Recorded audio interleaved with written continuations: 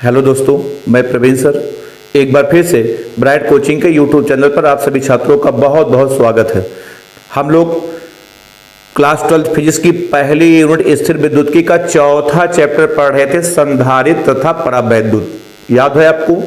Lecture number 32 तक हम लोग कर चुके हैं। आज हम लोग लेक्चर नंबर 33 में काम करने जा रहे हैं। इसके लेक्चर 32 की अंतिम हेडिंग थी, मिला लेना, कोई कंफ्यूज मत होना। किसी चालक की वैद्युत स्थितिज ऊर्जा का निगमन हमने आपको दिया था। दो तरीके से निगमन हमने आपको करके दिया था, याद है कि नहीं याद है? और इसके पिछले वाले लेक्चर में एक बहुत अच्छी बात हमने बताई थी कि फिजिक्स में कोई भी काम अगर आप धीरे धीरे करते हैं तो हमेशा औसत का प्रयोग किया जाता है। उम्मीद है आप सबको सब कुछ याद होगा। क्लियर है? चलिए अब इसके आगे जो है हम लोग अपना कार्यक्रम आगे बढ़ाते हैं।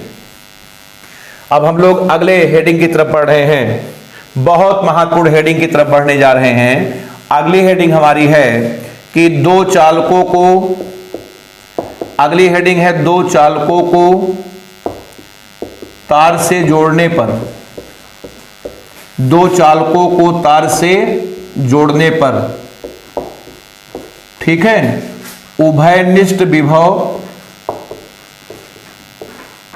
दो चालकों को तार से जोड़ने पर उभयनिष्ठ विभव तथा उन पर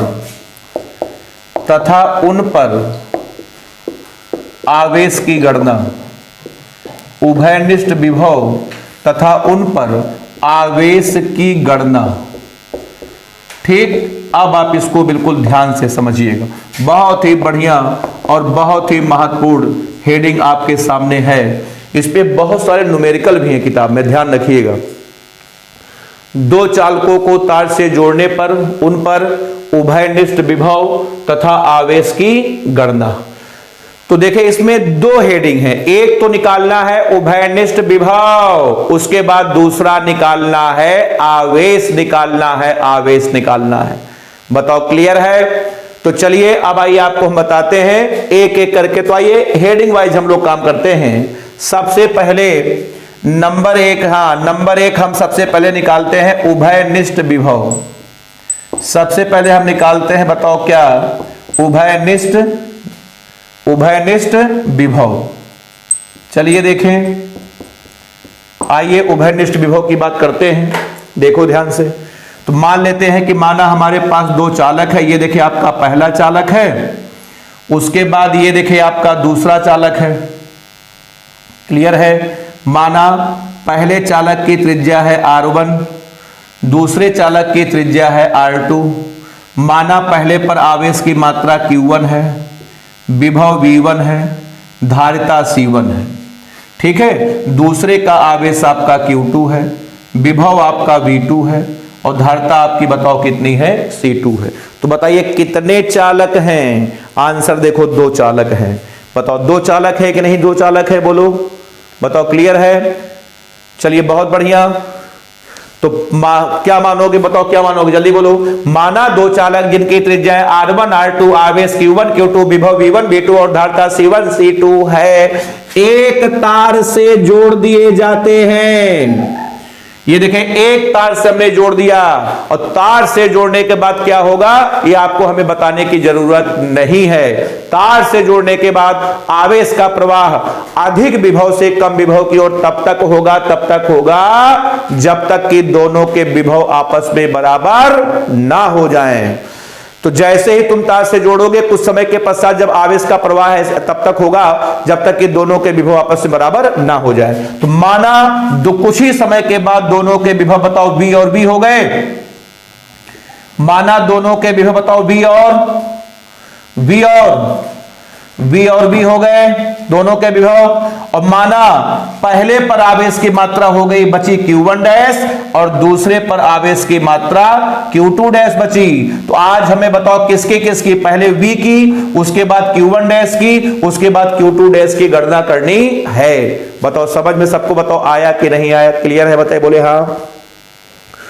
तो क्या मानोगे, क्या मानोगे? माना दो चालक जिनकी त्रिज्याएं R1 R2, उन पर आवेश की मात्रा Q1 Q2, विभव V1 V2 तथा धारिता C1 C2 है, एक तार से जोड़ दिए जाते हैं। माना तार से जोड़ने के बाद दोनों के उभयनिष्ठ, उभयनिष्ठ क्यों कह रहे हैं? क्योंकि दोनों का विभव बराबर हो चुका है ना, दोनों के उभयनिष्ठ विभव V हो चुके हैं और माना उन पर आवेश की मात्रा बताओ Q1 डैश और Q2 डैश हो चुकी है। आज हमें V की, उसके बाद Q1 डैश की, उसके बाद Q2 डैश की बताओ क्या करनी है? गणना करनी है। अब आइए इसी बात को मानते हैं। मानने वाला कार्यक्रम बहुत लंबा है, ध्यान देना।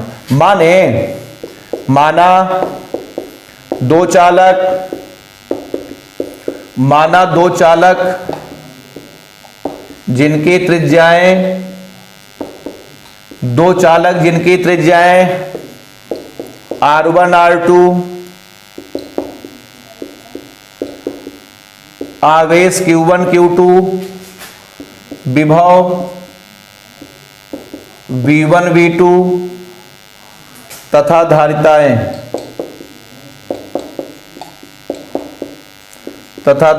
C1 C2 हैं, एक तार से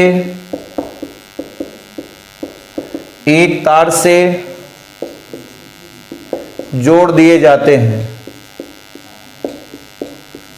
एक तार से जोड़ दिए जाते हैं। ठीक, माना तार से जोड़ने पर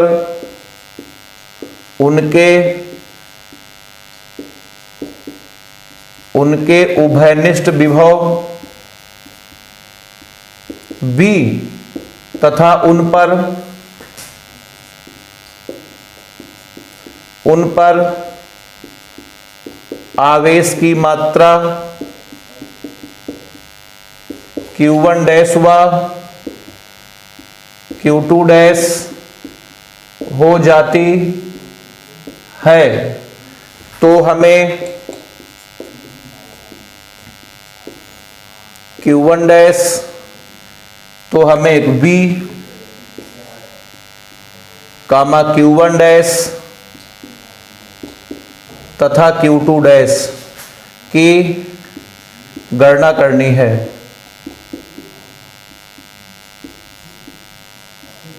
ठीक, चलिए मानने वाला कार्यक्रम आप जल्दी से कर लें, फिर आपको हम एक एक करके गणना करके दिखाते हैं। बताओ, सबको बताओ, क्लियर है? बताओ, आधे पेज का तो केवल मानना ही है, आधे पेज का मानना है, ध्यान रखना।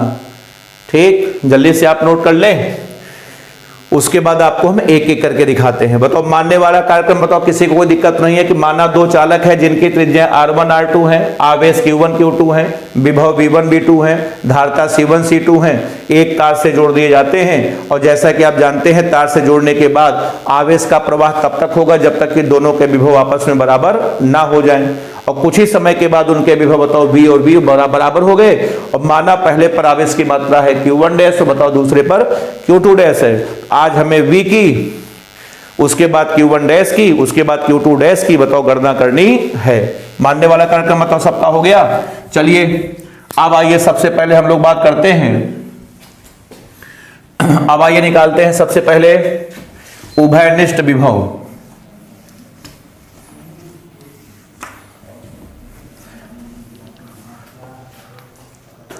चलिए सबसे पहले क्या निकालते हैं? सबसे पहले निकालते हैं बताओ उभयनिष्ठ विभव निकालते हैं। देखो ध्यान से,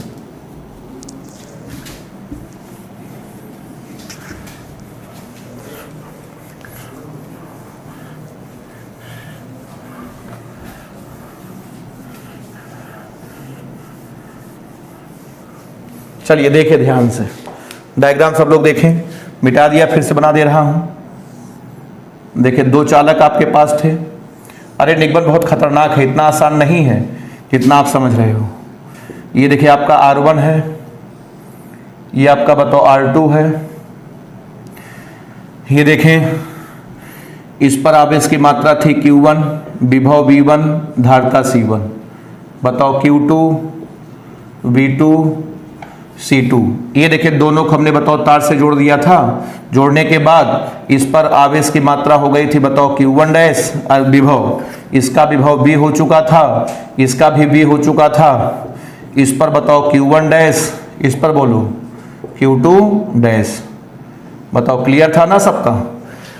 चलिए सबसे पहले अब हम नंबर 1 हेडिंग लिख रहे हैं। आइए निकालते हैं उभयनिष्ठ, आइए निकालते हैं उभयनिष्ठ, उसके बाद विभव। सबसे पहले निकालते हैं उभयनिष्ठ विभव। निकालें। अब देखो उभयनिष्ठ विभव निकालने के लिए हम एक सेंटेंस का प्रयोग, एक सिद्धांत का प्रयोग करेंगे। बहुत बढ़िया और बहुत पुराना सिद्धांत है, आपको पता होगा। सिद्धांत ये है, सिद्धांत है आवेश के संरक्षण का सिद्धांत। पढ़ा होगा आपने, पढ़ा क्या होगा, हम पढ़ाए, इससे पूछने वाली क्या बात, मैं पढ़ा चुका हूं। आवेश के संरक्षण का सिद्धांत, आवेश ना तो नष्ट होता है और ना उसे उत्पन्न किया जा सकता है। तो यही सिद्धांत मैं यहां पर लगाने जा रहा हूं। अब आइए मैं लगाता हूं आवेश के संरक्षण के, आवेश के संरक्षण के सिद्धांत से, आवेश के संरक्षण के सिद्धांत से। यह सिद्धांत कहता है कि जो आवेश जोड़ने के, तार के जोड़ने के पहले होगा उतना ही आवेश तार के जोड़ने के बाद होगा। तो यह सिद्धांत कहता है कि जोड़ने के बाद का आवेश बराबर जोड़ने के पहले का आवेश, क्योंकि आवेश हमेशा नियत रहता है। आवेश ना तो उत्पन्न होता है ना ही इसे नष्ट किया जा सकता है। अब हम कह सकते हैं जोड़ने के बाद का कुल आवेश, जोड़ने के बाद का कुल आवेश बराबर बोलो जोड़ने के पहले का, जोड़ने के पहले का आवेश। बताओ सेंटेंस में बताओ दम है कि नहीं, बताइए दमदार, बताओ दमदार सेंटेंस है कि नहीं। जोड़ने के बाद का कुल आवेश बराबर जोड़ने के पहले का आवेश। अब बताओ जोड़ने के बाद का कुल आवेश बोलो, बताइए पहले पर हुआ है Q1 डैश, दूसरे पर हुआ है Q2 डैश। बताइए जोड़ने के बाद का कुल आवेश बताओ कितना हो गया, Q1 dash plus Q2 dash, ये हुआ बराबर। अब बताइए जोड़ने के पहले का कुल आवेश बोलो, इस पर आपका Q1 था, इस पर आपका Q2 था। अब आपका आ जाएगा बताओ Q1 प्लस Q2। बताओ क्लियर है कि नहीं। तो Q1 dash plus Q2 dash बराबर आपका आ जाएगा Q1 प्लस Q2।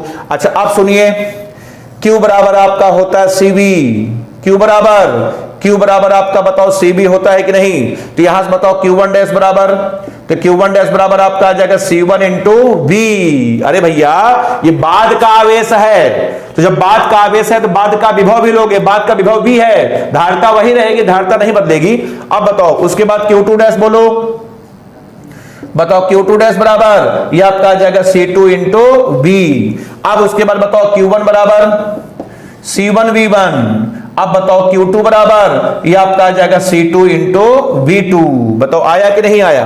अब बताइए Q1 डैश की जगह पर मान रखो, बताओ क्या मान रखोगे। Q1 डैश की जगह पर मान रखिए, बताओ C1 इंटू V प्लस बोलो C2 इंटू V बराबर आपका आ जाएगा C1 V1 प्लस बताओ C2 इंटू V2। अब यहां से V कॉमन ले लो, अब आपका आ जाएगा C1 प्लस C2 बराबर आपका आ जाएगा C1 V1 प्लस आपका आ जाएगा C2 V2। आया। ये देखिए अब यहां से बताओ V का मान निकालो, आ गया।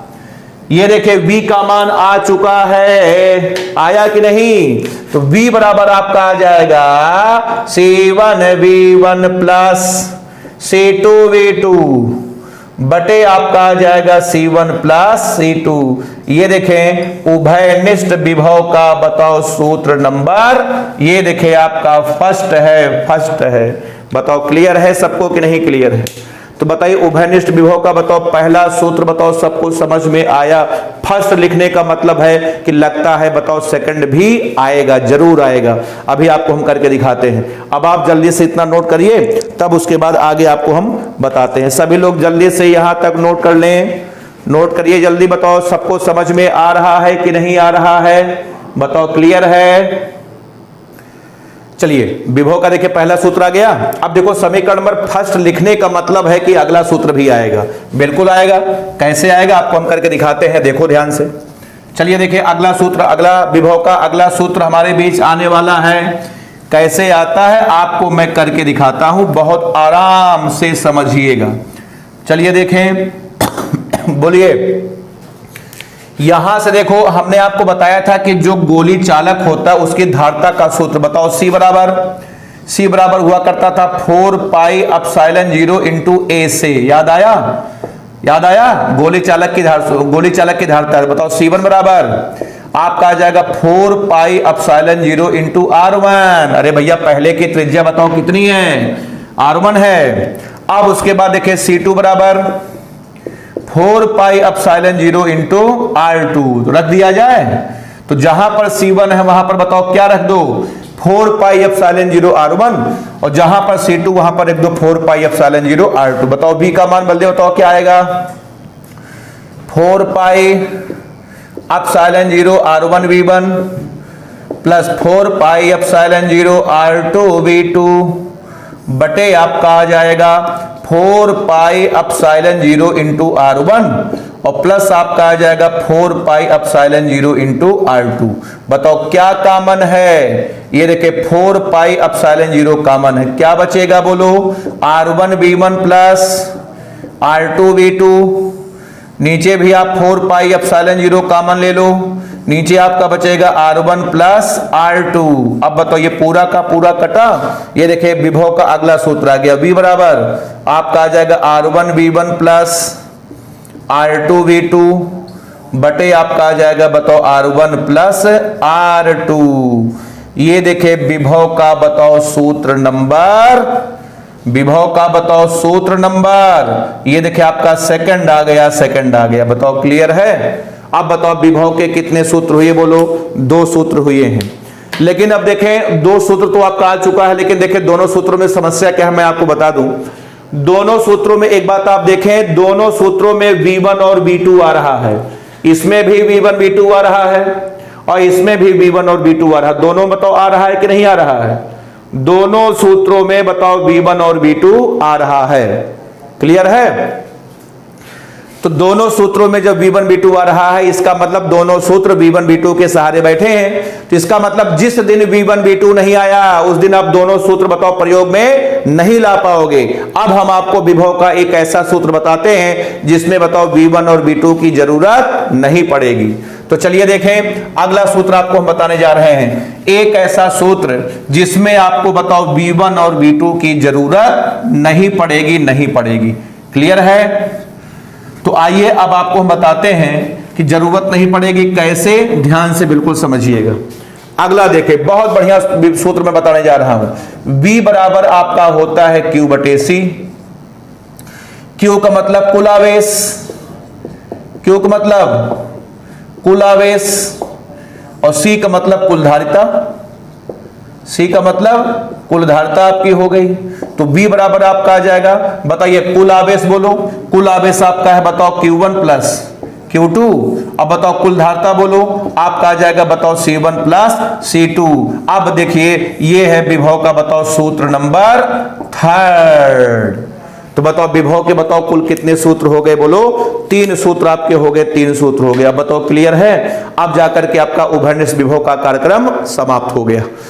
तो तीनों सूत्र आप याद रखिएगा, ठीक है। अब सवाल में पढ़ करके जो जैसा सूत्र जहां लगे वहां निकालिएगा। सबसे बढ़िया सूत्र हमको यही लगता है, सबसे अच्छा सूत्र हमको यही लगता है, ठीक, सदाबहार सूत्र है। यही एक ऐसा सूत्र है जिसमें बताओ V1 और V2 की आवश्यकता नहीं है। अब चाहे न्यूमेरिकल में V1 V2 आए चाहे ना आए, हमारा काम नहीं रुकेगा। बताओ क्लियर है। चलिए उभयनिष्ठ विभव सबका हो गया।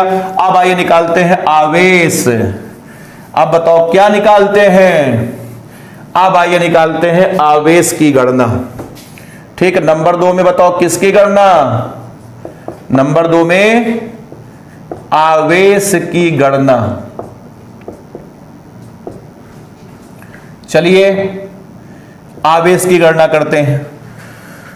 तो देखिए बड़ा खतरनाक तरीका है भाई गणना करने का, बहुत ध्यान समझिएगा, ठीक है, तभी कर पाओगे। चलो भैया बोलो Q1 डैश बराबर C1V समीकरण नंबर 1, बताओ Q2 डैश बराबर C2 इंटू V समीकरण नंबर 2।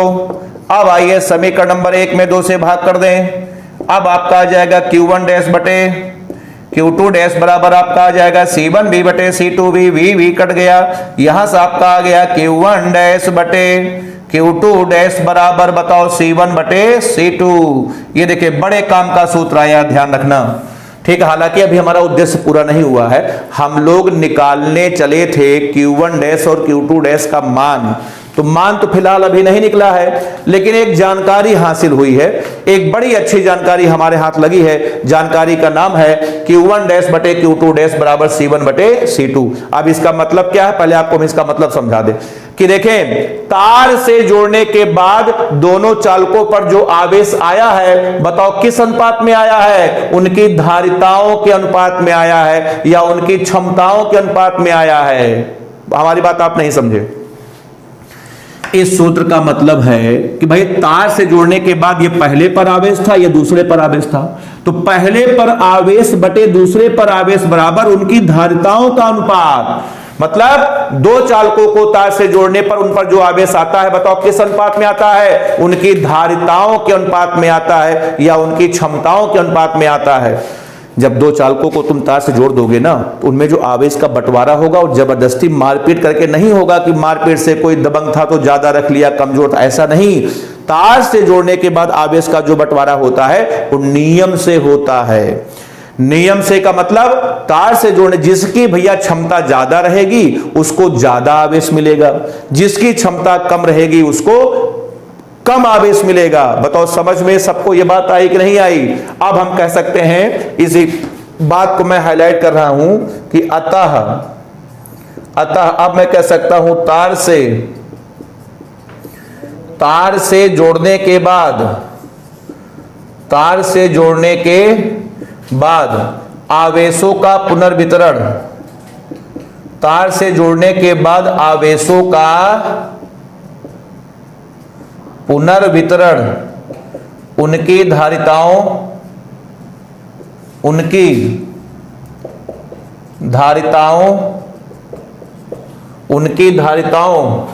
या क्षमताओं के अनुपात में होता है। उनकी धारिताओं या क्षमताओं के अनुपात में होता है। उनकी धारिताओं या क्षमताओं के अनुपात में होता है। यह सेंटेंस आपको बताओ कैसा लगा? बिल्कुल सही बात है भाई। धारिता की बात नहीं करें, दुनिया में हर चीज का बंटवारा उसकी क्षमता के अनुपात में ही होता है।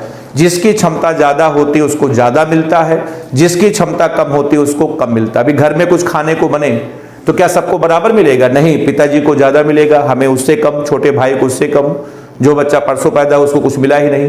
तो कहने का मतलब है हर चीज का बंटवारा उसकी, तो कोई नई बात नहीं है कि हमने बहुत बड़ी बात लिख दी हो, यह सब आप पहले से जानते हैं। हर चीज का बंटवारा उसकी धारिताओं या उसकी क्षमताओं के अनुपात में होता है। खैर हाँ, ये तो जानकारी मिल गई, हमने हाईलाइट कर दिया, बाकी हमारा ये काम नहीं था। हम लोग क्या निकालने चले थे? Q1 डैश और Q2 डैश का मान निकाल रहे थे, लेकिन अभी मान निकल नहीं पाया है। अब मैं आपको दोनों का मान करके निकाल के दिखाता हूं।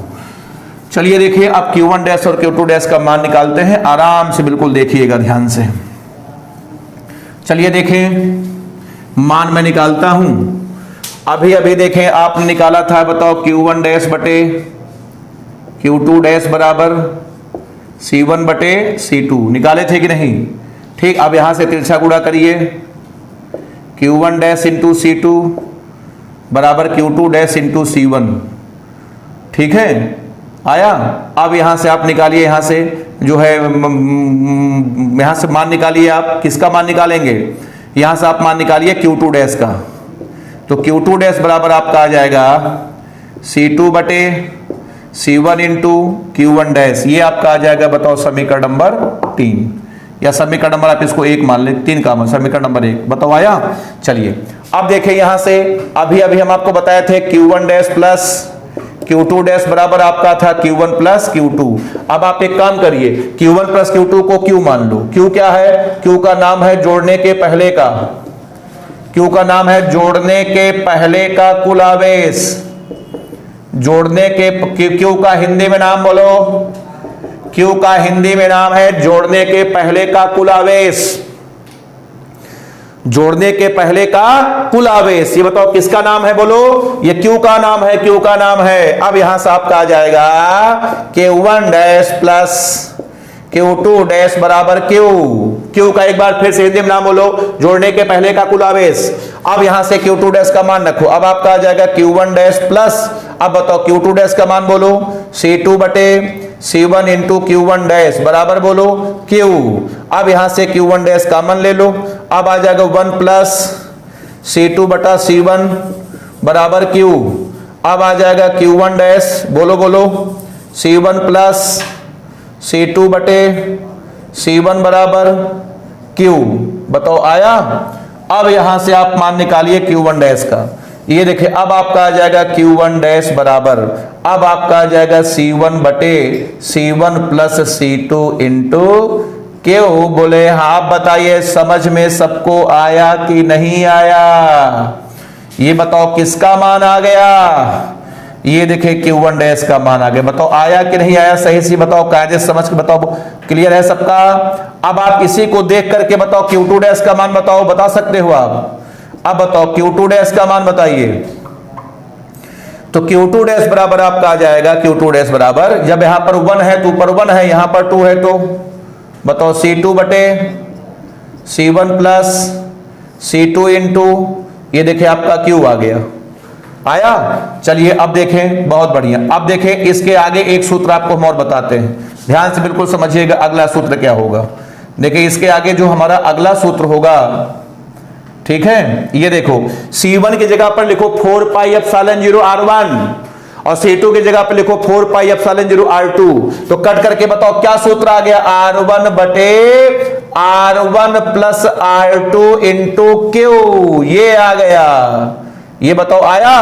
और फिर यहां से आपका आ जाएगा, इसी को देख करके बताओ R2 बटे, ये आपका आ जाएगा R1 plus R2 into Q।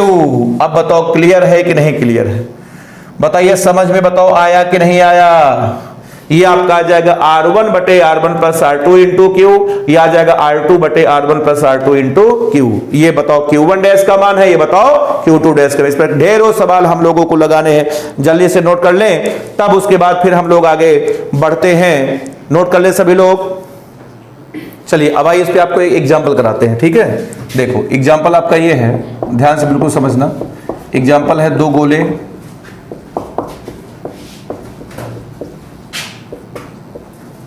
जिनकी त्रिज्याएं 5 तथा 10 सेंटीमीटर व उन पर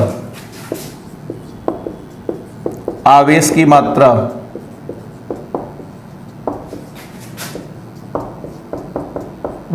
आवेश की मात्रा 70 तथा 20 कूलाम है, एक तार से जोड़ दिए जाते हैं। 20 कूलाम है, एक तार से जोड़ दिए जाते हैं, एक तार से जोड़ दिए जाते हैं, ठीक है। जोड़ने के बाद उन पर आवेश की गणना करिए। जोड़ने के बाद उन पर आवेश की बताओ क्या करिए? आवेश की बताओ गणना करिए। देखिए बहुत ही बढ़िया सवाल हमारे बीच आ चुका है, ठीक है। तो चलिए देखिए इसको आपको हम करके दिखाते हैं, एकदम आराम से बिल्कुल समझिएगा। ये देखिए 2 चालक हैं, ये पहला चालक है, उसके बाद ये देखिए दूसरा चालक है। बताओ पहले की त्रिज्या कितनी है? R1 बराबर 5 सेंटीमीटर, दूसरे की त्रिज्या बोलो आपकी है 10 सेंटीमीटर, यही ना। बताइए पहले पर आवेश की मात्रा बताओ Q1 बराबर, ये देखिए 70 कूलाम, दूसरे पर आवेश की मात्रा बताओ Q2 बराबर 20 कूलाम। ये देखिए तार से जोड़ दिए, तो मान लेते हैं, माना जोड़ने के बाद पहले पर आवेश की मात्रा हो गई Q1 डैश, बताओ दूसरे पर Q2 डैश। आज हमें Q1 डैश और बताओ Q2 डैश की क्या करनी है? गणना करनी है। बताओ क्लियर है? तो चलिए बताओ Q1 डैश का फॉर्मूला बताओ। तो Q1 डैश बराबर R1 बटे आपका आ जाएगा R1 plus R2 into Q। आया? अब यहां से आ जाएगा Q1 डैश बराबर, बताओ R1 का मान कितना है? 5 बटे आपका आ जाएगा 5 प्लस 10। आया? अब उसके Q क्या होता है? Q होता है जोड़ने के पहले का कुल आवेश। तो इसका 70 है, इसका 20 है, बताओ 70 20 90। अब काटोगे 15 छक 90 आएगा। अब बताओ Q1 डैश बताओ 6 पंचे कितना आ गया? बताओ 30 कूलाम, बताओ आया कि नहीं आया। ये पहले परावेश हो गया, बताओ समझ में सबको आ रहा है। अब चलिए इसी प्रकार दूसरे परावेश निकालते हैं। बताओ Q2 डैश बराबर क्या आपका आ जाएगा R2 बटे R1 plus R2 into Q आया। अब आपका आ जाएगा Q2 डैश बराबर, अब बताओ R2 का मान बोलो 10 बटे 5 प्लस 10 इंटू बताओ Q है जोड़ने के पहले का कुल है 70 20 90। अब आपका आ जाएगा Q2 डैश बराबर, काटो इसको 6 आ जाएगा, 6 दहा में 60 कूलाम। बताओ देखो आपका आ गया, बताओ समझ में आया। तो Q1 डैश का मान आपका आ गया है 30 कूलाम और बताओ Q2 डैश का मान 60 कूलाम आ गया। तो जोड़ने के बाद बताओ दोनों पर आवेश बताओ क्लियर है। ये देखें जोड़ने के पहले भी 90 था और जोड़ने के बाद भी 90 है। 90 90 बताओ हुआ कि नहीं हुआ। तो आवेश को ना तो उत्पन्न किया जा सकता है ना ही इसको नष्ट किया जा सकता है। इसी को हम लोग कहते हैं आवेश के संरक्षण का सिद्धांत। बताओ क्लियर है। तो चलिए ठीक है, इसके बाद फिर हम लोग अगले लेक्चर मिलेंगे। ठीक है, धन्यवाद।